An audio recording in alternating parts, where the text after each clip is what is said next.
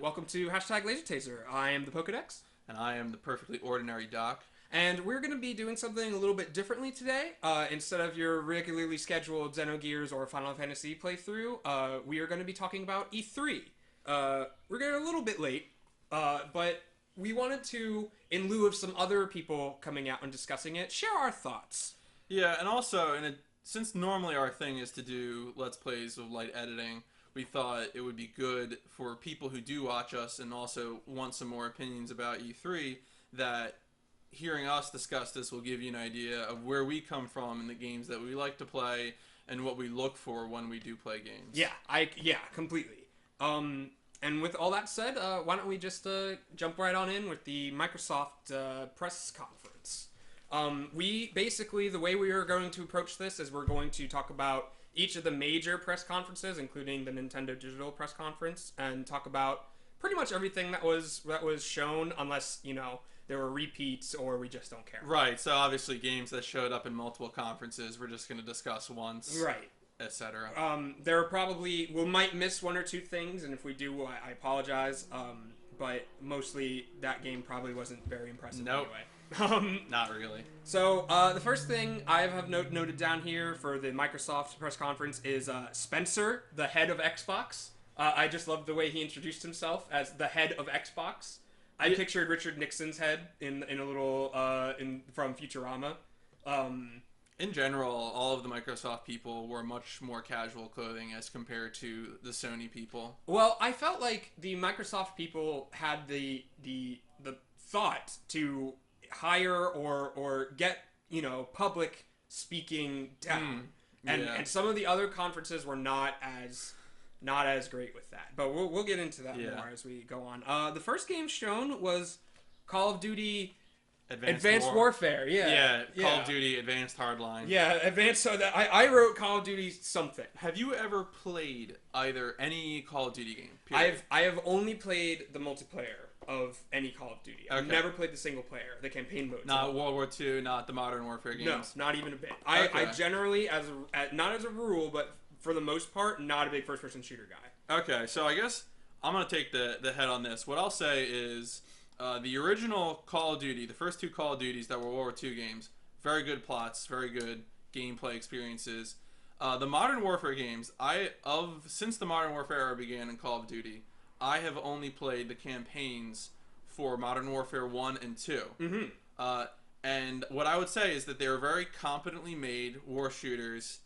They're the plot depth of an action movie, which is to say they're worth, one playthrough, not much more thought than that. Right. But I do think they're fun. A lot of people are very dismissive of Call of Duty, I think, based on their audience, maybe. Yeah. Or based on the general sort of machismo of Call of Duty. Halo was that a couple years ago. Yeah, but when I watched the trailer and got an idea for the gameplay and what they showed, what it looked like to me was very much the same thing that I saw in the Modern Warfare games, but with sort of some more science fiction elements. And there were elements, I feel like everything I saw in that gameplay demo, I had seen in a Titanfall demo, right, or the Division demo. That's what everybody seems to be talking about, is that this Call of Duty appears to be cribbing off of, or that's what people are saying, cribbing off of some of the more other popular shooters right now. Which is fine. That's a normal part of culture. Right. And if they execute it well, power to them. Right. But it definitely seems like the direction it's going. And in terms of reaching a final evaluation, when I was making my notes for this, I kind of had a list of tiers of games. Mm-hmm. And the top tier is, I'm gonna buy a console to play this game. Right. The Halo 2. Then I'm gonna buy this game new. Right. And you go down from there. Really, for me, the Modern Warfare campaigns came in, would buy on Steam for less than $10. Sure. Yeah. Which is a compliment because I'm still giving you my time. Right. But it's just, again, they're competently made. They're fun as someone who enjoys first-person shooters. Right. I don't know if much more is going to happen. And then one other thing we're going to come back to later when we have our Halo discussion. Right. But these first-person shooter games seem to think that you need to have touching moments with the characters on screen That is not true. These are action movies. Right. Stop pretending otherwise. Right. The only thing I want to add to that is it just aesthetically, in general, I have it's easy for me to get bored looking at contemporary shooters. Period. Yeah. Like if it takes place in a modern setting at all, I'm not interested. I like a little bit more fiction in my games. Like, having said that, this game almost looked interesting to me. Yeah. But because they're towing that line of realism in air quotes with the like the style of bodysuit that they have is like, I don't know if you've seen videos of the sort of like military grade, like the sort of bodysuits that people are actually working on. But that appears to have inspired that style. Like Elysium, Matt Damon in that movie Elysium also had that sort of bodysuit that looked like grafted on.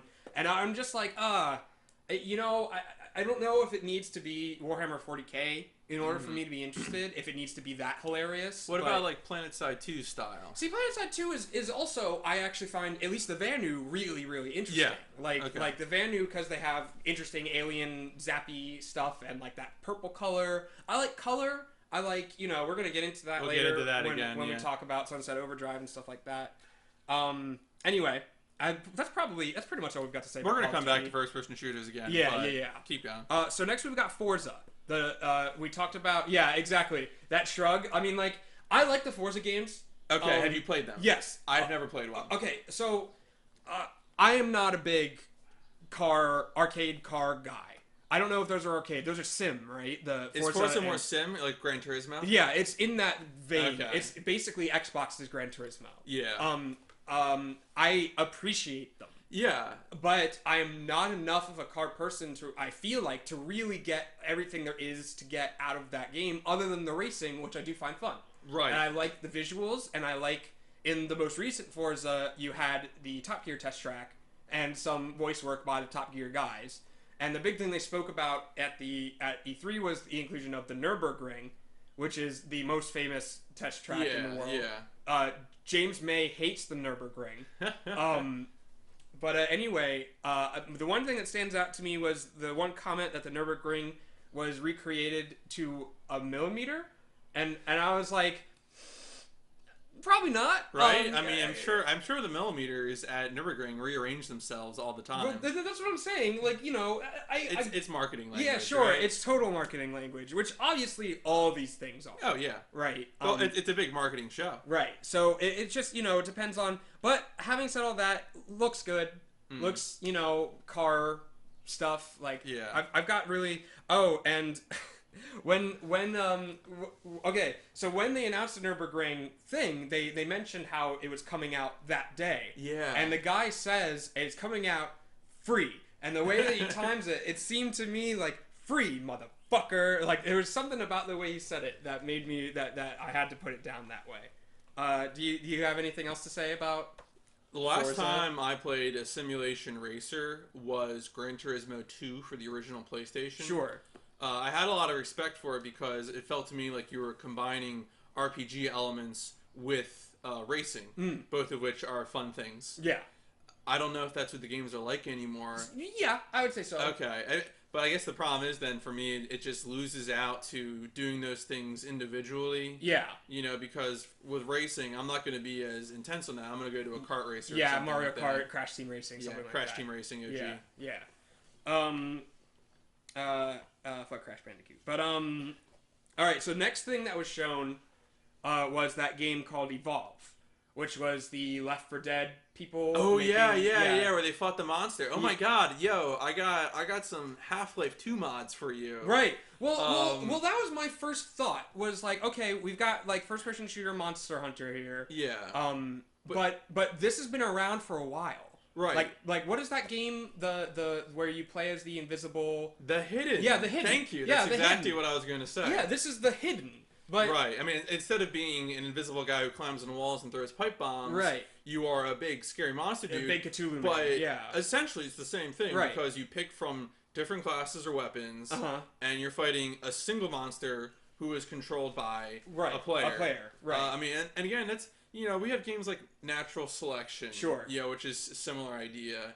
And so, again, kind of going back to what we were saying before about Call of Duty, if they execute it very well, Yeah. power to them. Right. I sort of was rubbed the wrong way by how they are introducing this as such a novel concept. Yeah, yeah. Like, agree, yeah. you can play as the monster. Yeah. I'm like, what? Yeah. Like, I mean, I think I would be more excited about that concept if we were shown, like, what that meant. Like, how is that different from playing as the squad? Like, where is rewarding about being the monster? And do we have any assurances?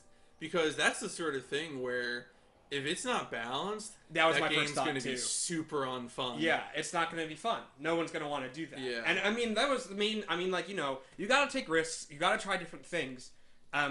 So I applaud them for that thought process. And it's a thought process that apparently the Fable people were thinking too. But we'll get to that later. We'll get to that. But if, like you said, if it's not balanced, like, how are you going to get people to want to play as the monster? Or on the other hand, like, how do you get people to want to play as the 4 people or 5 or whatever when they suck compared to the monster?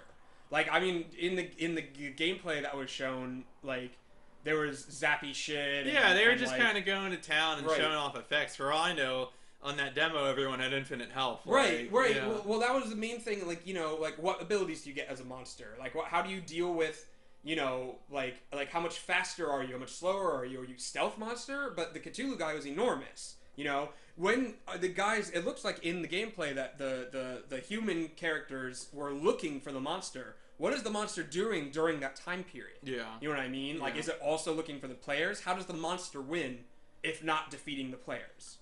And so, I don't know. Cool idea. Yeah, it's hard for me to get excited about games like that, because one of the things that concerns me about that sort of thing is, for someone like me who's not going to be able to really dedicate themselves, or even for competitive players, because I feel like a game like that exists in a nexus between those two things. Yeah, totally. I mean, do you have people who main as the monster and people who... and at the same time, if you're just a bunch of random people stumbling into it, you know, is it going to be fun to, you know, to switch out? Oh, I'll be the monster this round, you know, whatever. How exactly does that work out? Because I guess that's the problem, is that I feel like, again, this idea has come up before, but, you know, I don't see natural selection getting streamed on Twitch. I don't see the hidden. Yeah. And what does that mean? Does that mean there's just not an audience? An audience for heavily asymmetrical, because the most asymmetrical thing we have right now in, like, esports, I feel, is, you know, Radiant versus Dire, or tees versus counter tees. Right, you know? Totally. Well, I mean, and to build upon that idea, like, in these sorts of games where you get to pick a class, the general sort of push to play that class is to keep playing that class so you can unlock things for it. And in a game like this, are you going to be able to choose whether you're the humans or the monsters? Or are you going to have to sometimes be the monster when you don't want to? Or, like, you know, there's just a lot of questions. And they did not talk about much yet. So, I mean, whatever. Well, let's move on. Yeah. So here we go. Assassin's Creed Unity. Do we want to get the... Well, let's talk about the game first. Okay, let's talk about the game first. Let's talk about the game first. So, they had two... Again, this was one of those games that showed up in two conferences. Yeah. In one conference, they just showed... They had Everybody Wants to Rule the World, and that was, like, a really silly video. That's the Sony one, I think so. What was, I think, the more important thing, again, was seeing how the gameplay flowed. Sure. So... There are two things that are important to me in Assassin's Creed. One is the combat. The other is how quests and side quests are handled. Yes. And it looked to me like the side quests were pretty cool. I like the idea of going into, like, you know, a chateau and solving a murder mystery. Sure. Like, that appeals to me. Yes, same here. And with the combat, it was kind of hard to tell. It looked to me a little better. I think for me, so I've only played up to Assassin's Creed 3. I have not played Black Flag. I thought the combat in the two games was the best. The combat in 3 I found really frustrating because basically everyone could counter you, and like you can, like, everyone could counter you, and every time you tried to counter them, they would just kind of blow you up. And eventually, what I ended up doing in that game was I figured out that maybe this is something I was supposed to have figured out. So you can call me out. Sure. But eventually, I would always just go out of my way to pick up a musket, because apparently muskets and bayonets just ruined people's days. Right. So I would always just do that, and I was able to get through most of the combat well. But it still seemed weird to me that I had to go through this whole rigmarole of picking up a certain weapon because the weapons had, certain innate values. Yeah. But since they were weapons I picked up in the battle rather than upgrades for myself, Right. it was unclear to me what exactly was determining this success in combat. Okay, so I'm gonna, like we said at the start, this will be getting into our differences in gameplay choices and what we like to do. I never had that problem in Assassin's Creed 3, but I definitely have more of a predilection towards gameplay heavy, like combat heavy, Devil May Cry. You certainly have a finer appreciation for fine execution than I do. Right. I tend to just throw explosives at everyone and laugh. Well, okay, fair enough. But in general, I would agree with what you said about the gameplay. I like the setting. French Revolution was one of the first things I thought of when it came to Assassin's Creed. Like, I like the choices that they've made in terms of their selections for the games, for historical settings, and furthermore how they handled them. I mean, there's some awkward things with 3. Yeah, I mean there are awkward things with 3, but I feel like they reached out to the people. They changed things. They got rid of scalping from the game. Yeah, they did. But I mean they did homework. They avoided really stupid things. Yes.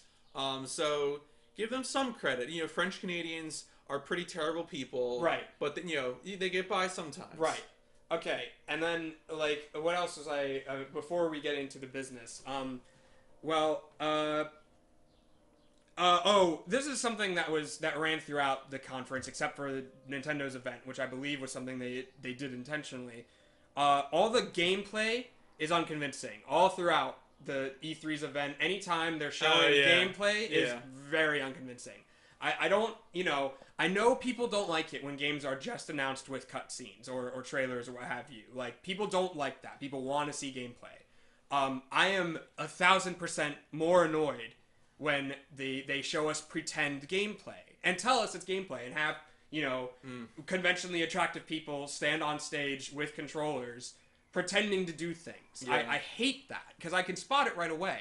And I'll grant you, there's probably times where I'm completely wrong, and they're definitely showing gameplay. With Assassin's Creed Unity, it's up in the air. It could have been actual people playing that game.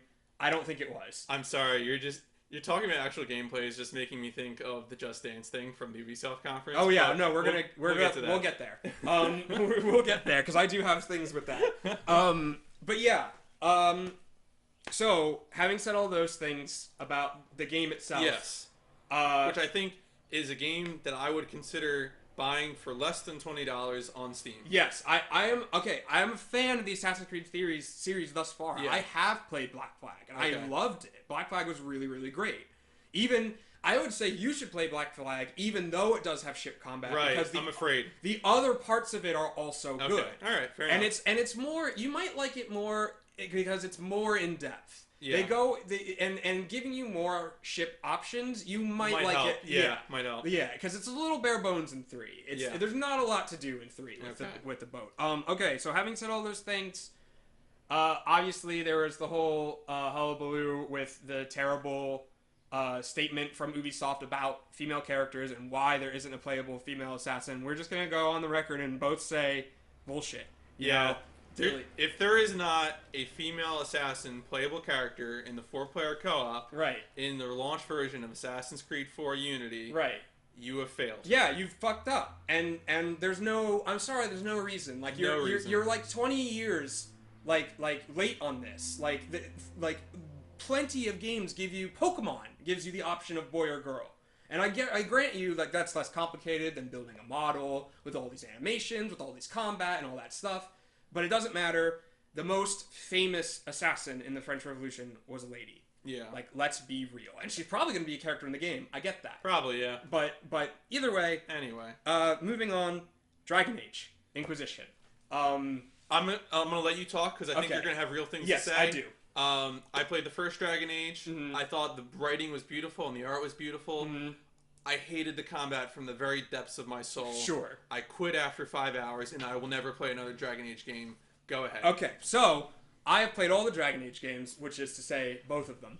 I will agree that I'm not in love with Dragon Age Origin. Was that the first one? Yeah, you tell me, man. I don't remember.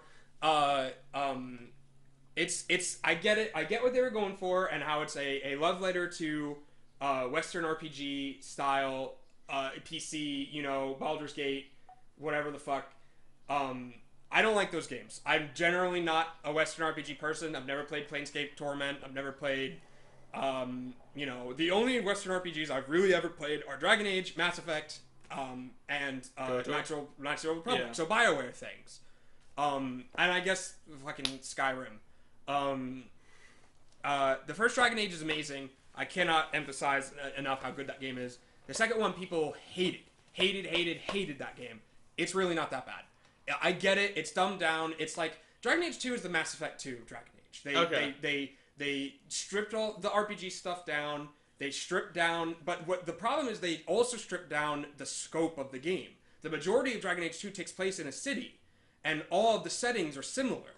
And that gets dull if you're not interested in the story and what's going on. And the story's not that great either. All in all, if Dragon Age the first was a 9, Dragon Age 2 is easily a 7, but not much worse than that. People really give it a hard time, and it's really not that bad. This next one looks like what 2 ought to have been. Like what they wanted 2 to be. In regards to, action-y. I don't know if you've seen the gameplay, but it looks like they're going for more of a third-person action rather than a top-down, pause-the-action RPG like they did with the original Dragon Age. The look is great. It is a pretty game. Throw a rock at this E3 and you'll run into games that are gorgeous. Yeah, that's every game. In this generation, we have definitely hit the 60 frames per second, 1080p. There's stuff that people gave a shit about last generation, but not everybody could do yet. One of the races in Dragon Age is the Qunari, and they are the brownest and the biggest. And they were never playable before. You could never do it before this game, and they are now playable. That's good. Which I love. I really like those guys. Didn't hate DA2, already talked about that. The environments look really, really varied in this new Inquisition game. I don't know what the plot is going to be like. I don't really want to talk about that so much because I have looked some other things up, and so I know that some of the basic things going on. But I'm curious as to how this will connect to the other 2 games. Since they're not going with and probably intelligently not going with a Mass Effect style carry over your games to get certain things. Like in Dragon Age 2, if you had a Dragon Age save, it would allow you to carry over some story events with some characters, mostly Alistair. But other than that, Dragon Age Inquisition looks good. It's one of the if I get a PS4 or an Xbox One, that's one of the things have my eye on. And you've got nothing. I really just. Again, as I said, I respect the writing, I respect the art. Sounds like maybe I would be friendlier to Dragon Age 2 or this game because I had such a hostile reaction to the combat in the first game. 2, I feel like would solve your grievances with the combat. It is an action game rather than an RPG or an action RPG. But it is shallower, or more shallow than Dragon Age 1. Yeah, and just so the people listening know, I'm not necessarily a person who's against detailed RPGs. I'm in the middle of a playthrough of Planescape Torment that I really enjoy. Right. I liked the first Mass Effect a lot. I miss some of the customizations in later games. I completely agree. So it was, I could go into details, but suffice it to say, it was specific ways that the UI handled and the gameplay handled. It's very reminiscent of why I don't like Witcher 2. Is Dragon Age. That is scandalous. We'll get into that. Yeah, we'll get into later, that. Yeah. So next, this is probably the first. Is this the first original game that we're going to talk about? Yeah, I guess it is. The first new IP? Yeah, Sunset Overdrive. Colors. It's I hate to repeat what Rich and Jack said in pre-rec, but it looks amazing. So is this the game, I heard when I was at work doing work things and I was looking at the Twitterverse, I noticed a lot of people saying that there was a game that was sort of almost the spiritual Jet Set Grind Radio. Is this the game people are talking about? Sorta. I mean, this is more action than Jet Grind Radio. Right. This is like if Jet Grind Radio had a baby with Team Fortress 2.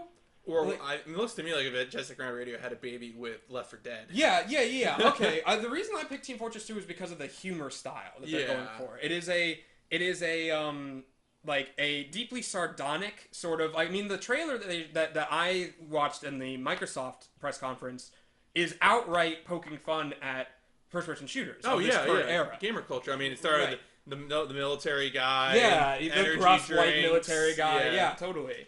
Oh, and energy drinks. Good call. I didn't even put that together, actually. Gamer fuel turned everyone into zombies. Yeah, totally. Yeah. Oh my god, that's hilarious, actually. The guy who is voicing the character we are following, the Sunset Overdrive character, I think is Yuri Lowenthal, who is a big time anime and video game voice actor. Off the top of my head, he has worked in Fire Emblem. He's worked in Xenosaga, Take a Drink. He's been in... We're going to talk about that, too, actually, when we get to Nintendo. Xenoblade? Yeah, Xenoblade. Hell yeah. Did you see the X? Okay, we'll get there. Shit, keep going. And this is a shooter I can get behind. This looks like fun to me. It reminds me of... The look reminds me of that hokey Batman TF2 game that came out a little while back. Gotham Rejects, or whatever it was called. Oh, I don't remember that. Oh, well, it didn't come out with much fanfare. It was like an arcade, like an Xbox arcade sort of game. I believe it was free to play. And the idea was it was a team shooter, like a Team Fortress 2, where you pick a class and you're either the Batman or the Jokers. And, you know, I didn't play much of it, but it reminded me of that general sort of like, you know, let's poke fun at this, you know, at the genre. Let's look at, you know, let's be as silly as we possibly can be, which is great. I love schlock. I love silliness. All right, I'm gonna shatter your hopes and dreams. Oh yeah. This has the odor, the stench, the filthy stream of discontent of one of those PlayStation 2 era platforming games like Ratchet and Clank or Jak and Daxter. But I love those games. Oh, I don't really like those games. Oh my god, I love okay. I don't love the first Jak and Daxter. The first Jak and Daxter is a PlayStation 2 game with the like the bones of a previous era platformer. It plays like a PlayStation or an N64 game. The first Jak and Daxter. Jak 2 is the real first, like, you know, for me anyway, that feels like the next generation 3D platformer. And Ratchet and Clank sort of follows that sort of like more action. It's more than just jumping and collecting things. There's more of an action element going on with those sorts of games. And you know, it's the same studio. It is? Yeah, Insomniac. It's the people behind Ratchet and Clank. That's why. Yeah. That's why it looks so familiar, because it is so familiar. Because it is. Alright, well, I respect that, but I'm not really... Not a fan? Not interested. Okay, fair enough. The next thing that was shown was Dead Rising. There's not much to say. Have you played this? I played the first one. Okay. The first one is fun.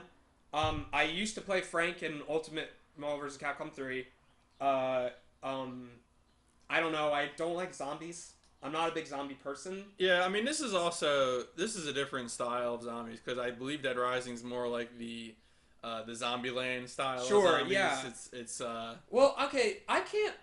All right, I really have a hard time getting behind that sort of like grim black humor sort of thing. Like for me, like you can't have the tragedy of like children dying along the same game with like a clown zombie who juggles flaming chainsaws. Like, it doesn't work for me. That like dichotomy, it doesn't. I like, because they try to play some of the horrible things in Dead Rising straight, and then in the next scene will be something totally silly, and that I'm not big on that.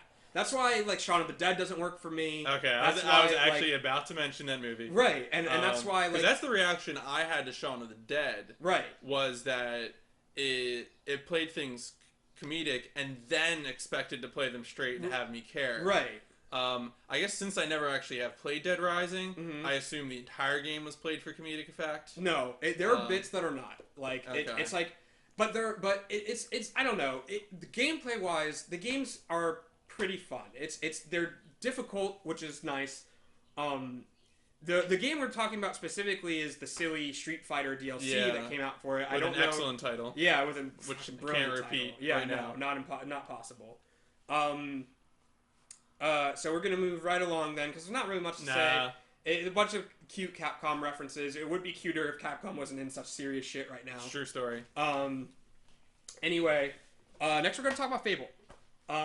Which I have absolutely nothing to say about. Oh, well, so, okay. Because I've never played them. Okay, so first Fable had... Okay, so I guess we gotta talk about Peter Molyneux, who has... The black and white guy? Yeah, who has become infamous now or he was infamous a few years back. He's basically fallen off the earth, as far as I think. I don't even think this Fable has anything to do with him. Okay. But he is well known for saying he's gonna do shit and then not doing it. Yeah.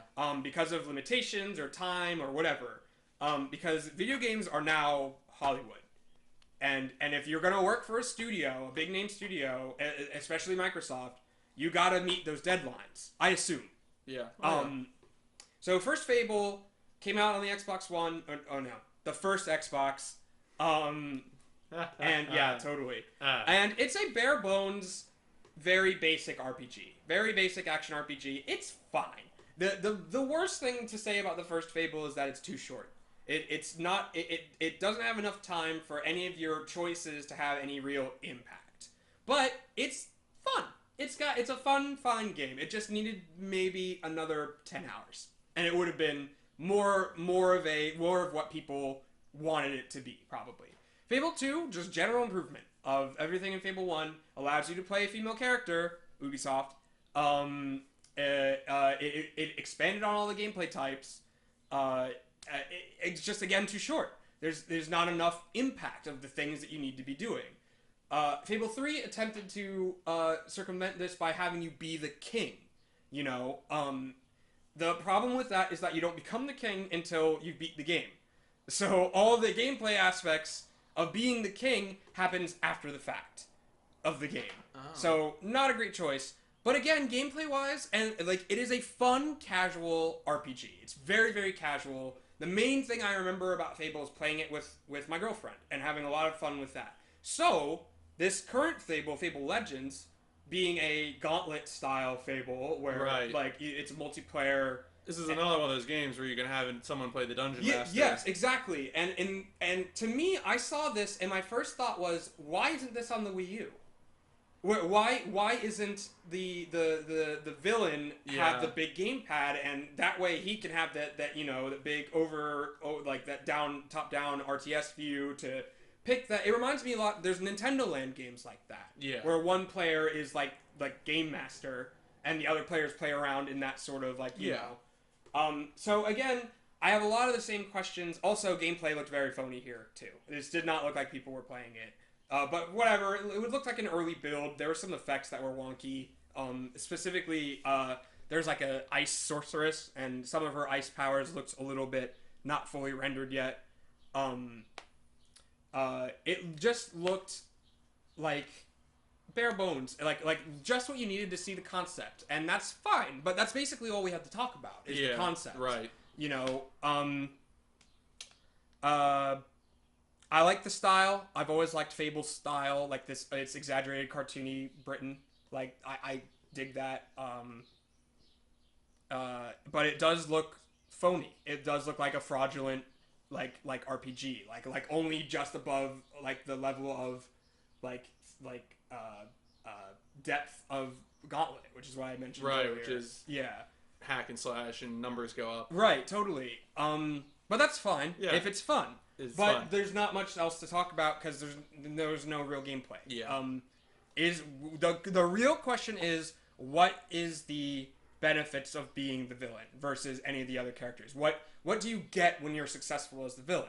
You know, like, because I assume when you're playing the other characters, you will get experience points which allow you to get better, or items, or you know, customizable appearances and stuff like that. But if you're the dungeon master, how does that, you know, how do you succeed? You know, like, and what does that mean? Right, exactly. For an RPG game. Right. But that really, there's not much else, you know, not much else to say. Yeah. Next is Project Spark. Waka Waka Jontron. Yeah, Um, I really have zero respect for because I see these kinds of things, these sort of tools Make and your own indie game. yeah, Sort of thing. see Little that, Big Planet that's stuff. never worked out. No. I mean, unless you provide people with like, unless you have a great base game, Yeah. and then give people mod tools, because Right. that's what that's how you get Counter-Strike, Warcraft 3, etc. MOBAs, Yeah. etc. That's because so you have all those things where you have a great base game, and then you give people tools to change that. Totally. But I mean, somewhere I assume in Project Spark, there are maybe a bunch of base games or something like that, and I just don't know. Maybe maybe someone will come along and make something great out of that. I just don't. And, like, do you buy it? Is it a thing? Is it like a part of your Xbox Live subscription? Right. Like, I don't even know what it is. I generally agree with your reticence of my initial thoughts are there's no way this isn't going to be too limited. There's no way that this is gonna find its audience because there are people who want to make games but are not interested in becoming either part of a developer or making indie games. Do you know what I mean? Yeah. So this is gonna find some audience, and also because of the Conquer thing. What a kick in the case of Conquer, what a kick in the nuts. Yeah, really. Yeah, totally. I mean, just like, oh hey, you have this franchise character that you like. I guess we'll throw him into this, too bad. bin of junk that we have assembled for you to play with. Yeah, it is not different from Banjo-Kazooie Nuts and Bolts in that, what a deeply inappropriate. Yeah, I saw that earlier. Yo, someone sold that to me with a bunch of other things. I did not. Oh, buy I didn't that. judge. Whatever. I heard judgment. No, not at all. Okay. Why you might have heard judgment is because I am a fan of Banjo-Kazooie. Yeah. I really think that it was the best 3D platformer in that era. Okay. I do not think things got better than Banjo-Kazooie, but whatever. Yeah, I can't. The problem is I can't disagree with that because I don't really like 3D platformers to begin with. Right. So it's no reason for me to express my opinion. Period. Right. I mean, if we're talking about platformers, I prefer 3D platformers to 2D ones. I don't know why. I can't really give you a specific reason because I really just tired of 2D platformers. Yeah.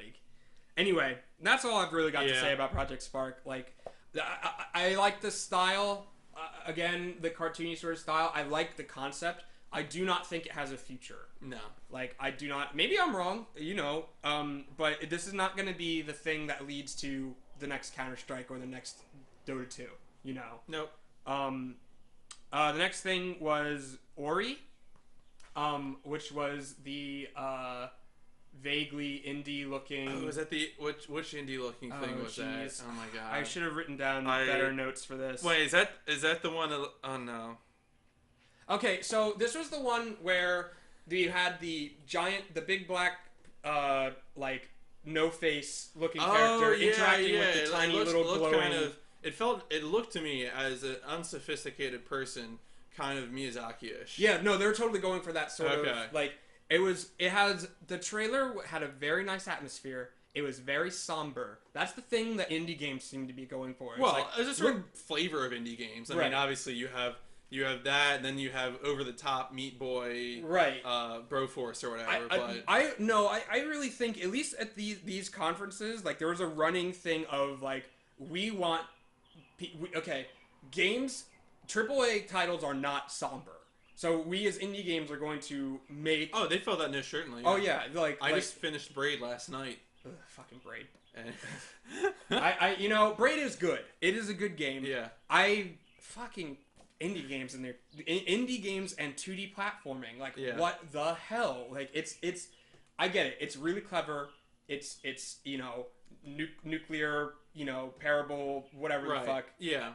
I just Stanley Parable. I have not played that yet. That's on my Steam backlog. Yeah, I mean, the most recent indie game I played was Transistor, which I haven't played that yet. Was it good? It's really awesome. All right. We should keep moving forward. Yeah. Okay. Anyway, here we go. We have now reached Halo. Oh, okay. Let me go take ahead the and start us lead off. on this. Yeah. Background. Halo was the game that made me change from being primarily JRPGs to primarily first-person shooters. Right. Loved Halo. Loved Halo 2.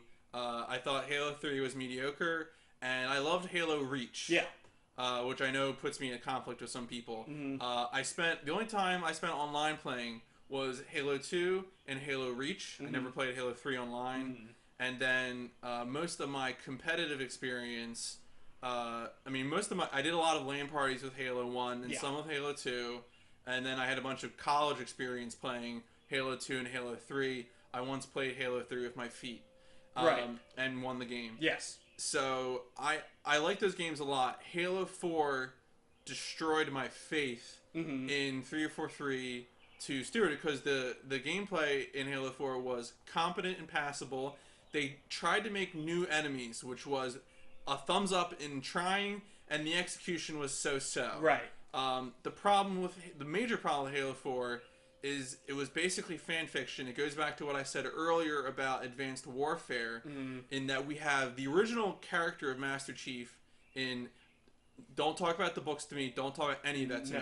The original character of Master Chief is an action hero that you can project yourself upon. Yes, 100%. That is the character of Master Chief. So this attempt, starting in Halo 3 and continuing through to Halo 4, to make him some sort of profound, heroic character is... utterly flies in the face of everything I saw in Halo 1 and 2. Right. Okay, so building upon that, I guess I should mention also, I'm a much more casual Halo fan.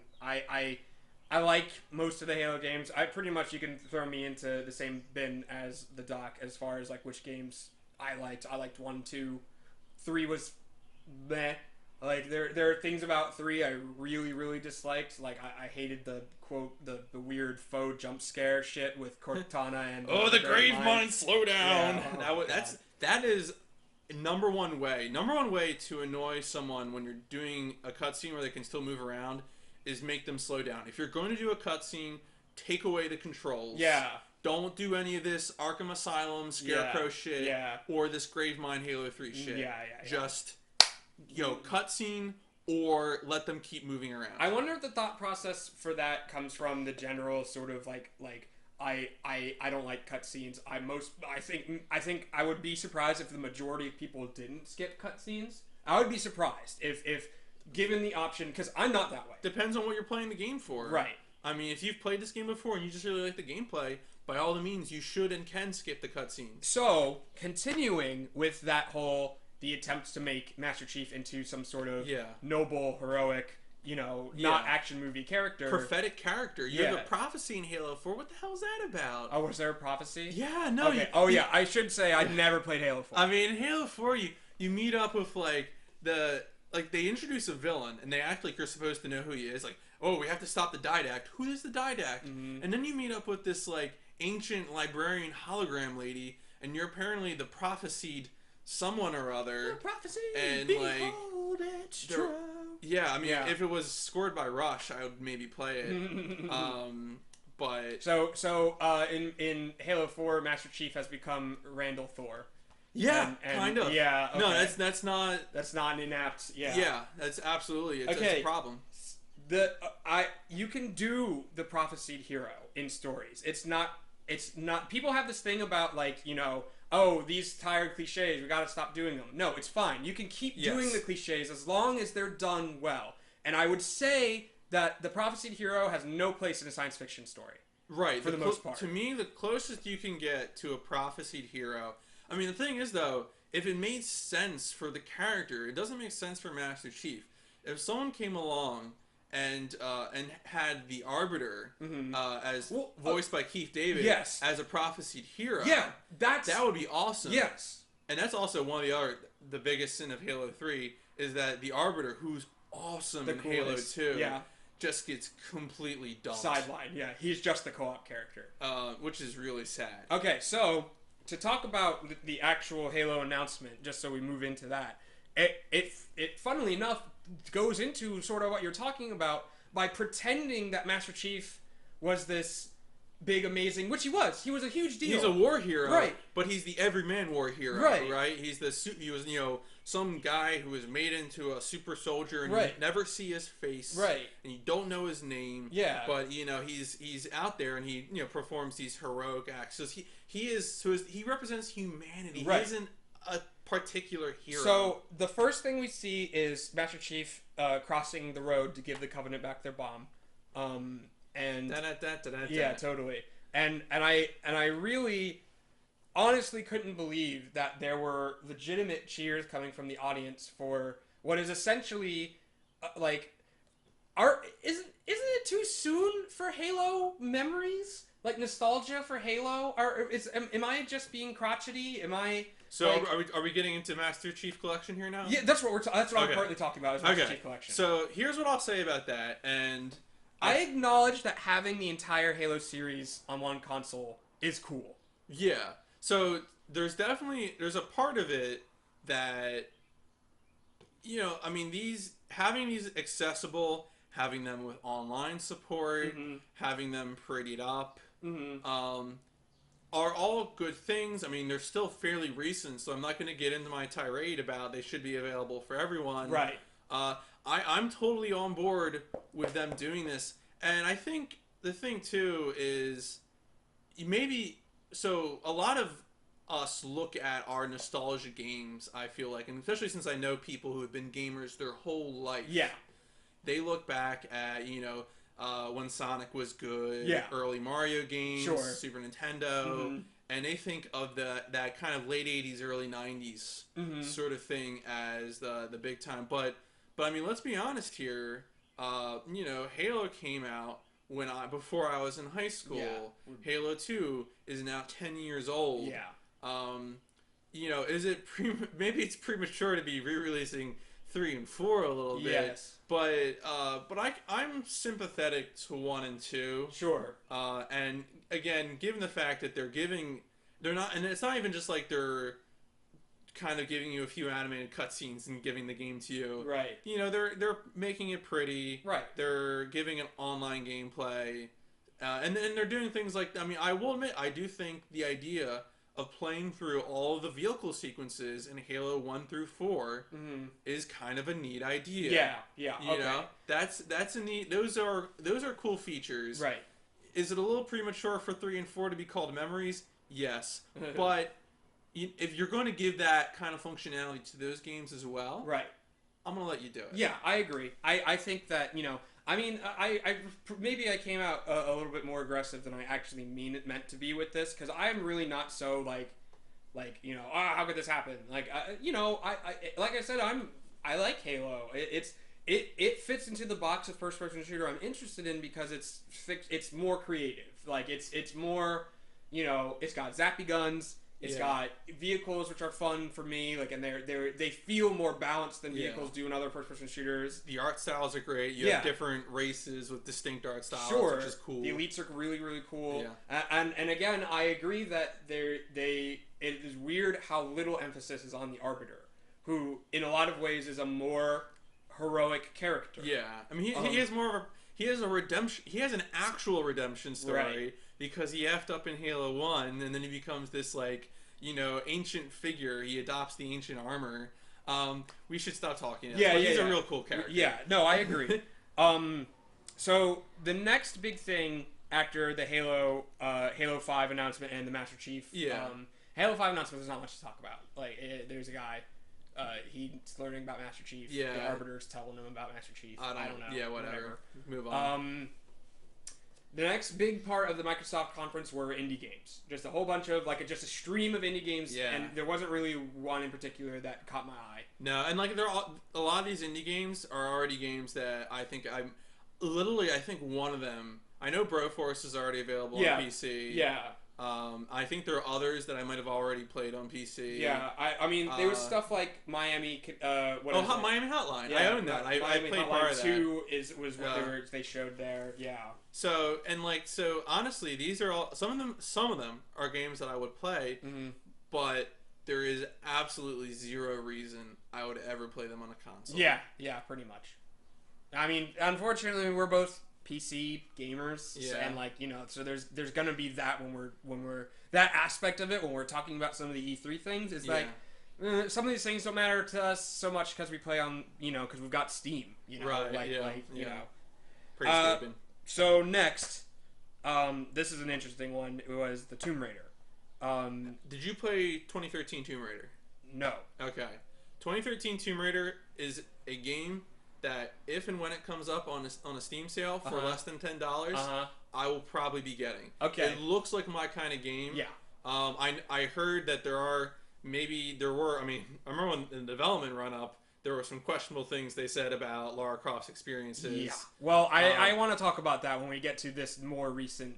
I want to mention something about how this game was introduced to us and with the whole in a therapy session. In a therapy session. Yeah, that's a problem because I guess the way I look at it is that since we don't see that kind of humanizing treatment applied to other protagonists, it's worrisome because it gives the impression that only female heroes would be like here's the thing. Let me start. I did not play Tomb Raider 2013 because I do not think Lara Croft can be reclaimed like as a reasonable like female character. And not only do I not think that Lara Croft can be reclaimed, I definitely don't think these people are capable of it. Like the first game, as from what I've seen, has a lot of Lara Croft's being victimized and being like obviously she does strong female because I guess when I hear about people talk about Tomb Raider 2013, I hear them talking about how much she brutalizes people with a bow and arrow. Sure. Which is like, I want to brutalize people with a bow and arrow. Sure. Because I think I know a lot of people saw that I think it was a Conan video. Yeah.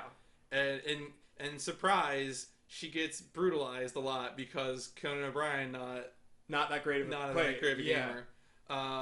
So you're right. A lot of people talked about like gruesome QuickTime deaths and stuff like that. That's not even what I'm talking about. That's not even. That's whatever. Like that. Yeah, like that's I was gonna say Resident Evil 4. Right. Like it's not that. It's some of the literal story choices they make about what kind of situations they put this female character in.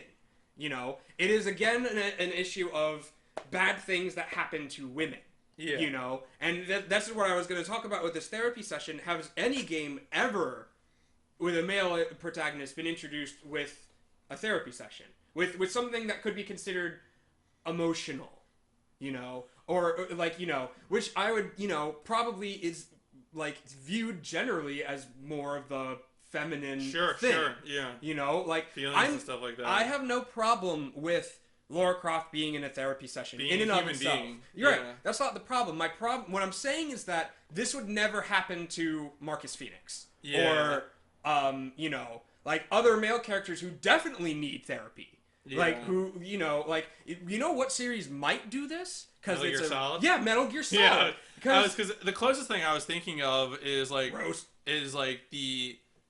There's extended footage on the first Metal Gear Solid when they've like captured Solid Snake from his like hideout. Yeah, last game. And they're just talking to him like why you're gonna do this and everything. Right, nanomachines. And so I can think of situations in which they're held in a powerless state. Right. But when I'm thinking of situations where they're admitting vulnerability. Right. It's a different thing, I think. Well, like I can see already there are people who are like, no, they're trying to set up like a dichotomy between what she actually... Mass Effect 2 is like physical therapy. Right. they sort of start that game with a small therapy session. Yeah. But anyway, like, no, you don't get it, Adam, because... Or Pokedex, whatever. There was, she's talking... The therapist is like, oh, you're deeply traumatized. But really, when he's talking about it, we're seeing the things that she does that makes her heroic and strong and all that stuff. I still find it deeply obnoxious. And especially in lieu of the silly Ubisoft shit. Right. There's just a weird attitude about lady characters. It's weird too because I feel like even movies are being more progressive about this because one of my favorite movies that I saw recently, Iron Man 3, features a character who is dealing with these sorts of post-traumatic stress disorder sort of symptoms. Right.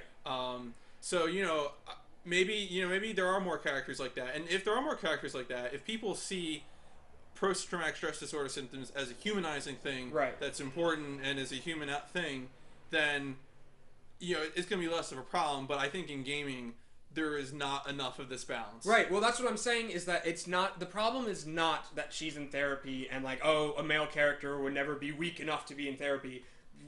There should be more of this. I think this is a good thing, but to do it with this lady character is a tad squicky. Yeah. Like, it's especially this particular one who has a history of previously being objectified. Being an object. Yeah. Literally, Lara Croft was most well known for her tits. It's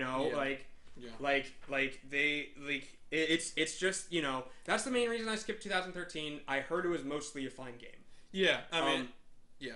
So that's about all there is to say, since mostly it was just a cutscene. Right. I think It was. Yeah. Next is The Witcher 3.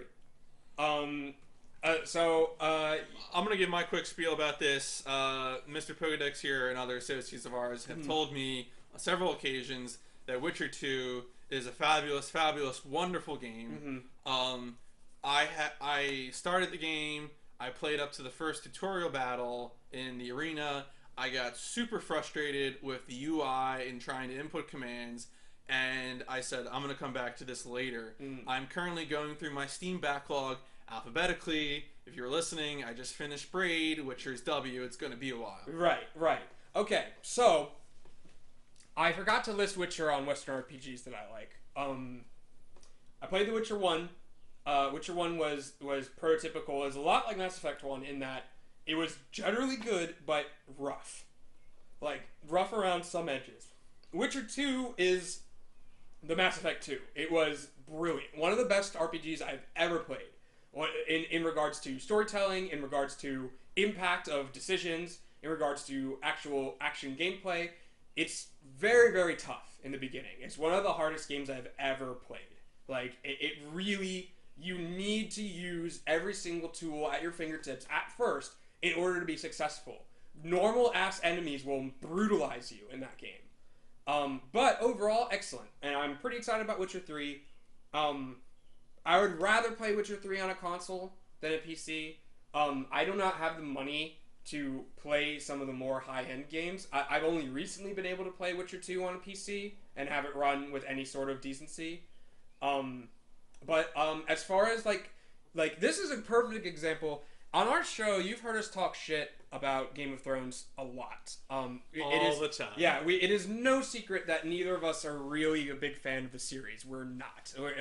We've both read the books. We've both seen some of the show. You didn't read Dance of Dragons. No, I didn't read Dance of Dragons. That's true. I just read spoilers online.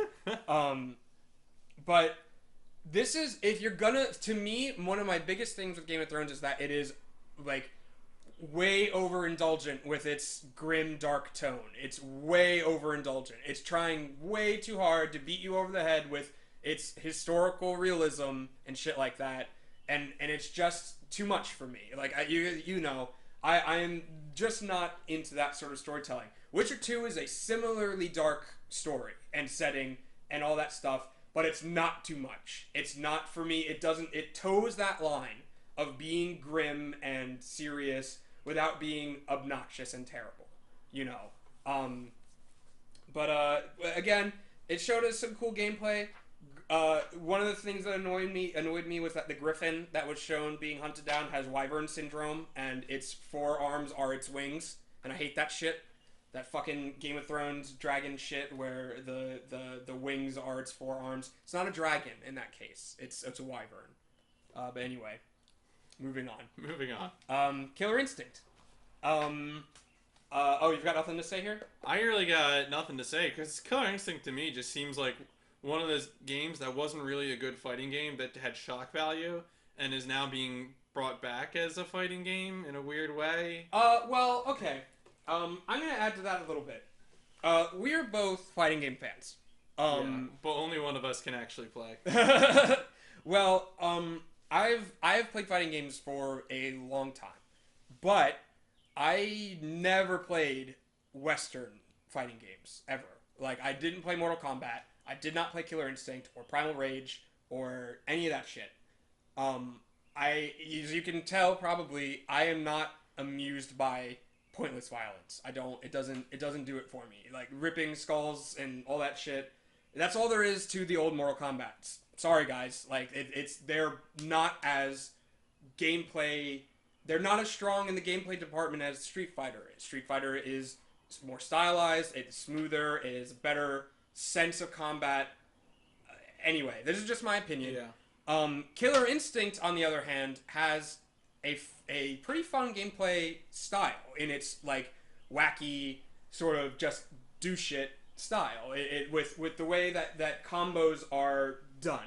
In Capcom Fighters, combos are a little bit less freeform, and in Killer Instinct, they give you a system that allows you to do some of the flashier things that you might see in like Marvel vs. Capcom 2 or 3 or whatever, with a little bit more of a structure. Like in most Capcom Fighters, it's not straightforward, really. Mm-hmm. Like it's not like A, B, C, D into special, you know. Marvel 3 is like that, but because they designed it like that on purpose. Right. But Killer Instinct does have you have your openers, you have your connectors, you have your enders, and these are all terms for types of moves that you can do and how they interact with each other as far as combos go. Having said that, Xbox One exclusive means I will never play Killer Instinct. Yeah, exactly. I have, at this juncture, no interest in Xbox One. I hate the League of Legends free-to-play thing that's going on with Killer Instinct. But the big things that were announced was TJ Combo, who is the Balrog of Killer Instinct. Who has a Puerto Rican flag on one of his costumes. Like it's we're just gonna go out and say. And they also hinted at Cinder, who is another Killer Instinct character that people wanted in the last season. My other note here is this game is silly. So pretty much that's all there is to say. Phantom Dust. This was another game that was announced in the same vein as the Killer Instinct guy. According to him, this was an original Xbox game that became a cult. What the hell was that? Was that actually on the Xbox? Apparently. I have no idea, but the little trailer they showed looked really interesting. I don't know. It looked to me, the way it looked kind of reminded me of like Bloody Roar or something. I don't know. I really, but since it was just a trailer, I don't know. There's not much to say. Speaking of not much to say, Tom Clancy's whatever. Which one? Division? Division is the one we're talking about here. We'll get into Division right now. I'm gonna put it out there. I'm hyped for Division. Reasons I'm hyped for Division. I'm still not 100% clear on what the gameplay is. If it's massive multiplayer, if you have servers, X number of people. What seems neat about it to me is that it has very flexible squad sizes. It has a post-apocalyptic environment, and these are things I like because when I play games with some of my college friends, who the Pokedex is not familiar with, but typically games that we've played together are games like PlanetSide 2 or the Mass Effect 3 multiplayer, Mass Effect 3, and stuff like that. And so those kinds of games, because eventually, the problem with something PlanetSide 2 is that the longer it goes on, the smaller the community gets, and the people who are left all have super duper shit. Yeah. And you haven't been playing every day. Yes. And so something like The Division, I'm curious to see how it works, but if it, because when you make these sorts of, long-term playing games, one of the problem is, if a game like Borderlands 2, I also played Borderlands 2 with my friends, but you're all not going to devote the same amount of time to Borderlands 2, so it's difficult because you're going to be on different quests or different items. The Division, this is the MMO thing. The Division, to me looks like a game that you're going to be able to drop in. Maybe you have different items or something, but still you're going to be doing the same things. You're going to be, fighting baddies, maybe doing some fetch quest type things, stuff like that. And that just seems really neat to me because if it has good military first-person shooter gameplay, if it has a good quest structure, but it doesn't let the experience stuff of RPGs like Borderlands get in the way of playing with friends on like a semi-regular basis, then that to me is really exciting because it looks to me like it's combining a lot of things that I like and a lot of things I wish people would combine. It almost seems to me like a multiplayer version of like Stalker or something, Sure. which is a game that I was super into. Yeah, Stalker. Yeah. The only thing I have to add to that, because again, could not give a fuck. My eyes completely glazed over as soon as I saw like a normal ass looking gun, and I was like, whatever, Tom Clancy, whatever. The only thing I want to add is that I do agree that the sort of trend of RPG style stuff in shooters makes it hard to jump into shooters when other people have been playing them for a while. Right, because TF2 now, you have all this different equipment, whereas before TF2, for the first few years, TF2 was a game I could just jump in at any time and have fun. Right. But now TF2, you're right, a lot of the items are just aesthetic. Right. But there are gameplay items. Right, there are. They exist. I mean, TF2 I don't think is as bad since they're not items that level up. Right, you don't have like the Borderlands problem. Right, the Borderlands or the Planet Side issues. Yeah. But yeah, moving on, we're going to talk about Scalebound. Is that the Platinum game? Yes, that is the Platinum game. Okay. I've only ever played the first Bayonetta, so I'm going to say for right now, and when we get to Bayonetta 2, and any other Platinum game that might have been announced, I have zero interest in ever playing a Platinum Games game again. What? Please go on. What? Oh, my brain has exploded. Okay, I am in love with Platinum games. Everything they make is indeed platinum. Okay, so again, this goes back to when we're talking about gameplay preferences. I like the Devil May Cries. I like games that have like tight gameplay experiences. Like I feel like those are the most pure types of games there are. Like it's just gameplay, and style. And that's what I loved so much about Devil May Cries 1 and 3. There's no such thing as Devil May Cry 2. And Bayonetta is just another expression of that through a weird device. But, it's funny because I feel like a massive hypocrite for being critical of Tomb Raider and how it chose to portray its female character, whereas Bayonetta is, like, the literal, version of what I'm talking about problematic-wise, but, it knows. It knows. Yeah. Yeah, it's knows. aware. And that doesn't make it okay, but it's way less heinous in this case. But anyway, let's not to get into that because we're not talking about the game yet. I love Hideki Kamiya, who is the man who is behind Devil May Cry and Bayonetta. I also really liked what was the other game that Platinum released? The third-person shooter. Vanquish. Really liked Vanquish. I'm right there with Rich Evans. Vanquish was a lot of fun. So Hideki Kamiya comes on stage. He announces the game with the pun, which +1 from #Vegetation. Yeah, thumbs up. The first and foremost, he gets points from me right away. Dragons, motherfucking dragons. I love them. Every game should include dragons. Every piece of fiction should include dragons. The main character looks like Dante, which is the fan way to refer to Reboot Dante is Dante. Are you serious? I've read that online. Donte. I like that too because carry to on. me he is not Dante. Yeah. That's a whole other conversation. There's no gameplay. This was just a trailer. Yeah. So there's not a whole lot to talk about other than what possibly looks like a Hideki Kamiya style action game. Just from what there was a bow, a ranged weapon, and a melee weapon, and a transformation. Right. Yeah. And I loved the look of the transformation. Very Sentai. Very like Power Rangers armor sort of thing. I love that look. It's very sleek. It's very it's got a cool shonen Super Saiyan sort of thing going on. I think you could put a Super Saiyan into anything and it makes it cooler. But not much to say. I'm excited about it, but there's they've shown nothing. So. Yeah. Speaking of not showing anything, we have the final game of the Xbox press conference, which is Crackdown.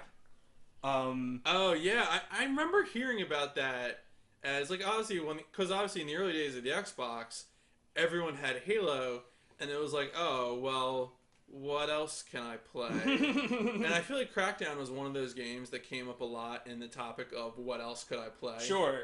I don't actually have an idea if it's good. Oh, so wait, you never played Crackdown either? No. Oh, that's unfortunate. Because literally my note here is people liked this game, I guess. Yeah, again, that's what I'm saying. It's my impression of it. It was one of those early attempts at making Xbox franchises because you wanted other games than just Halo. Right. Third person, semi-futuristic, cel-shaded. The trailer was very silly. Yeah, I mean, whatever. Yeah. I wish I had more things to say because it has all the things that I like in games nowadays. It's not afraid to be colorful. It's not afraid to be silly. It's not afraid, But again, it didn't play its shit off as silly. It played it off as badass. Right. Like it's like we're back to the 90s where like people were trying to be badass and they didn't realize how silly it was. That's what's great about, I don't want to slide back into Platinum and stuff like that. Yeah. But that's what's great about their games is that they clearly know exactly how silly they are. Metal Gear Rising Revengeance was all about that. It was the silliest thing in the universe, but it was so awesome. And there's just like this humorless quality to games now. Like it is one of those things that they did say on prereq that I semi-agree with, but not necessarily to the extent that they... I mean, what I agree with is I agree that it's a preference, but there are people who are catering this. There's Platinum games, there's Insomniac. No, totally, it exists. Yeah. So it's and I'm gonna accuse you of having a persecution complex. If you be like, oh, well, all these games are drab and humorless. Right. I'm like, well, that's no, because some people like them. Right. Well, I mean, I think there is a general trend of or not a trend, but it's harder for normies, I'll say, not your average game player. The person that the game companies actually give a shit about. Yeah. Because they don't, maybe I'm being controversial here. I've always thought that game companies don't care about gamers, necessarily. The main big ones, not that interested in the gamers. The gamers are always going to be there. They really want the normal people who don't normally play and buy games to buy games. Right. Which is why you have... we're going to get into that way more with Nintendo. Sure. Because once we start talking about Smash Brothers and all that stuff. Yeah. Because Sony and Microsoft pretend that they care about gamers.